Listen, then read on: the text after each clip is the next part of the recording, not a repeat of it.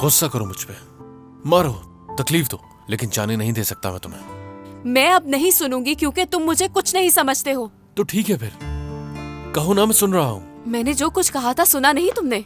तुम दोनों के दिल और दिमाग एक तरह से काम करते हैं, एक तरह का सोचते हो, एक तरह की बातें करते हो। मैं उस औरत के साथ घूमी जो तुम्हें छोड़कर चली गई थी। उस औरत से बहुत सारी बातें की, वो मुझे अच्छी लगने लगी। जानते हो क्यों?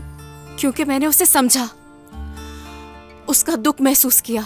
मैं उसकी वो कहानी सुन रही थी जिसके अहम किरदार तुम थे। अब क्या चाहते हो तुम मुझसे?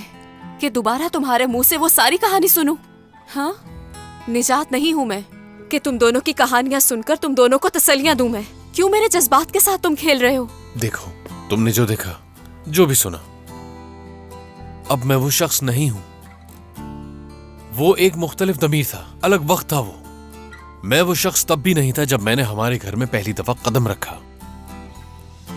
ये बहुत पुरानी बात है सलीम, और अब तो सब कुछ खत्म हो चुका है।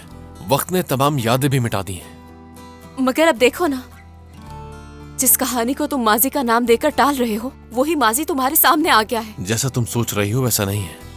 जब मैं उससे मिला, उससे बात की, मुझे कुछ महसूस नहीं हुआ है। दमीर, हरगिज नहीं, कुछ भी कहने की जरूरत नहीं है। मैं समझ रही हूँ। ये उस वक्त हुआ जब मैं तुम्हारे आसपास नहीं थी।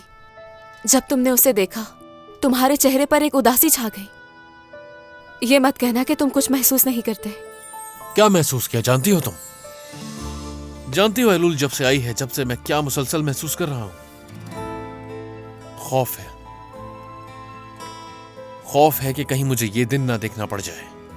क्या तुम्हें अंदाजा भी है कि इस बात का खौफ मेरी सांसें रोकने के लिए काफी है? जानती हो ये बात? हाँ सलीन, वो जब से आई है मुझे बस यही खौफ है कि कहीं मैं तुम्हारा दिल ना तोड़ दूं।